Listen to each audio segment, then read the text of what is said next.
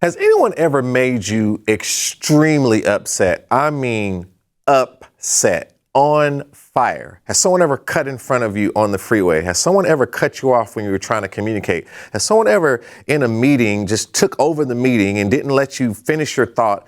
Has anyone ever said you did something that you didn't do? Has anyone ever made you to feel like anything that you actually were trying to communicate was of no value? Well, this is what we want to talk about today, is how to respond when someone has made you really, really angry. What do you say? How do you go about doing that so that you can really be wise in getting to the result that you want?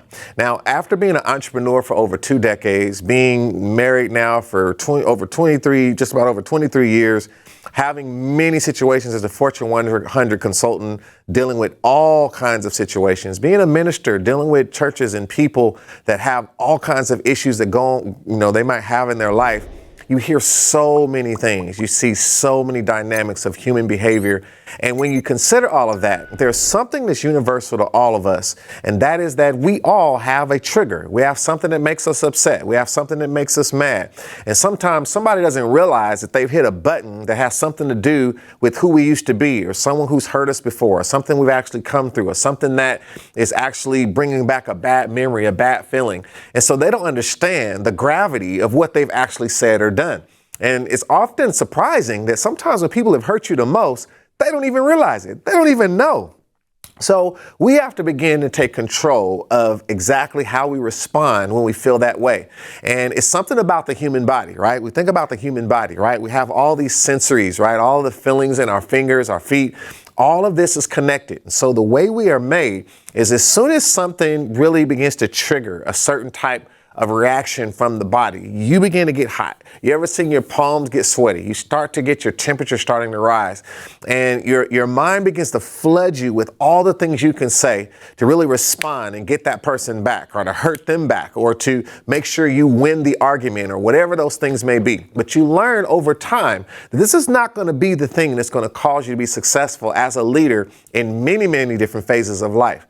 So you have to begin to be in control of how you respond to things and how you allow things to affect you, because if you respond from the wrong place, you're going to get the wrong response back. And you're going to also begin to build something that is not the actual thing that's going to lead to the real result that you really want, which is to have, everything the way it should be. So sometimes in striving for the thing that we really want, we end up doing the things that take those things away. So we don't realize we're tearing down what we really want for the, gratification of just an instant response or instant win. We lose the whole game, right? So when we think about how we respond, when we get angry, right? Someone has really hit that button. I don't care if this is in life or as a professional, as an entrepreneur, wherever you find yourself. I want to walk you through a very just simple, flow of questions we're used to, but we don't really think about it sometimes when we're really hot and on fire about what we want to say. Now let's walk through these questions. I want to show you how it relates to response. Now I'm going to go to my whiteboard here for a minute, and I want to talk about for a minute when you think about these critical questions. So one thing we want to really address is what.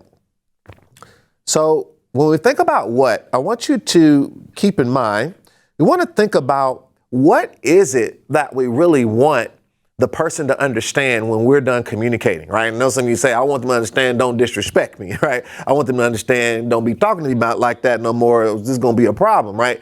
But really, what do you really want, right? Sometimes what we want is respect. Sometimes we want the person to apologize. Sometimes we want them to understand, right? Because there's obvious they don't understand.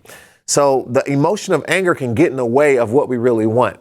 And so when you want something and you're really clear, it allows you to focus, right, on the result you want, right? And it takes some thinking to get deep enough to really understand what do we mean by the result, right? Not the result of getting even, right? What does that really solve? You want to focus on what is the result I really want, right? And sometimes it might be I want them to understand not to talk to me that way. Like sometimes that's the result, but you got to be clear on what that is, whatever that result is. Let's go deeper on this. Another thing we have to understand is when. Now, when we think about when, I want you to keep in mind that timing matters. So when you're really angry, you have to be careful that you don't try to solve everything in the moment of your anger. Sometimes it even means letting this person know that we're going to need to talk later. And so I'm not going to respond right now, but I want to talk to you later, right? Because it's really because you need to go calm down. You need to go kind of take a deep breath. And so timing does matter. And even in figuring out when you're going to talk to this person, really thinking about not just the, opportunity for you to kind of get control of yourself and to harness your anger or your emotion, but it's also thinking about when it's going to be the right time for them to receive what you're saying. Right? Is this something that should be done in a meeting setting? Is this something that should be done in a one-on-one? Is it a phone call type thing? Is it a text message type thing? So is it something we could do after work in the evening time after things have kind of settled down for the day? Is this something should happen in the morning? Is this something, so when is the best time based on how their life moves, how your life moves? All of this is things that you should consider. Let's go deeper into this. So here's another question that we want to understand, right, is why? So this has to actually do with, being clear on your motive, right? So sometimes we lose track of the why, right? Why am I upset?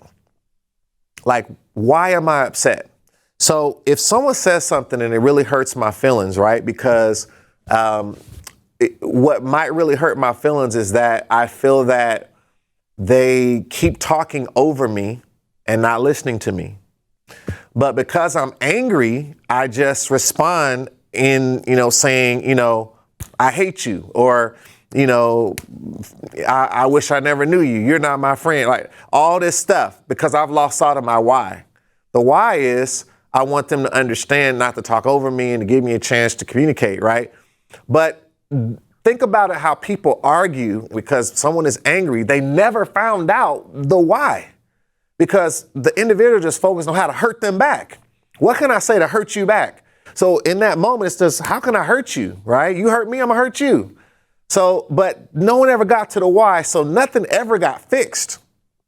And this is why, relationships just go in this circle, because no one's really talking about the why. Everyone's trying to get even on the hurt. Right? You hurt me, I hurt you back. This is very, critical when you're thinking about relationships, when you're thinking about roommates, when you're thinking about, relationships at work, when you're thinking about interacting with people that come into your world that are new, being able to get clear on the why, right? So that you don't lose sight of what you're, really trying to get across to get to the real result, right? So the motive is essential. Now, here's another one. Is where. So where's the best place, right? Best place for conversation. So kind of a little bit related to what I was saying when I was talking about when, but when would be more like the time of day, when are they available, appointments, scheduling, something where you can give your undivided attention and they can give you the undivided attention. The where really is those things I was talking about. Is this a sit down, eye to eye type of thing? Some things is not text message worthy. That's not the place for that conversation, right? Some things is, being in front of each other might not be the best place, because it might be sensitive, and sometimes text can be very effective, right? Or sometimes in a professional setting, the communication might take place over email, and it was something that was said offensive in the email, and you are now responding to them and everyone else who's copied on that email, who saw whatever was said before, but this was the best place because this is where that took place, right? So the where might be email. Right? So all of these are factors that you want to think about. You might be in a situation where you carpool with this person, and maybe on the way home in that carpool and you're going to be riding together home, that might be the place, right? If you're in a situation, in a relationship, it might not be the best place might not be in the home, right? Where maybe things have been a little sensitive. Maybe go out to eat and you go out to dinner or something. Then at dinner, you're going to talk about those things at the dinner, right? Create a better environment for the conversation. So this is, again, very wise in being conscious of how you create the environment for the conversation to go better. Now, last but not least is how, right? So this has to do with the ideal approach. Right? So what's the ideal approach to the conversation? So now we figured out all these other things, the what, the when, the why, the where, but now we can mess up everything if we're not conscious of the how. How do I say it? So I might have the right words, but say it the wrong way, with the wrong tone, the wrong demeanor. So I have to be conscious. So sometimes people say, well, look, I had the conversation. I said all the things. I said I was sorry, right? But they forgot to mention that they rolled their neck. They took 7 deep breaths for no reason. They looked at the ground the whole time, right? The how is very important. So we want to make sure we are really communicating as the CEOs of our life, the CEOs of our communication. We want to get really clear that our approach is just as good as all those other things that we made sure was right, so that we can answer in the best way. Because again, if you're angry, and you just come back with another seed of anger, all you're going to get is 2 angry people. But if one person is more mature and knows how to maneuver the environment and the situation, then they'll be able to get the result and guide what is actually taking place. And in the end, you will win. I hope you enjoyed this talk. And this is, again, critical to being the CEO of your life, where we talk about what we always charge forward and take action. We always expanding and fighting against the comfort zone. And we're always overcoming the obstacles to get in our way. That's what we mean when we say CEO. So keep going out there, running the business of you, and make sure whatever you do, don't let anger rule your conversation. Take control of the conversation so it can end the way that you want it to. Until next time, I'm Mike Lee Parker, and we'll see you then.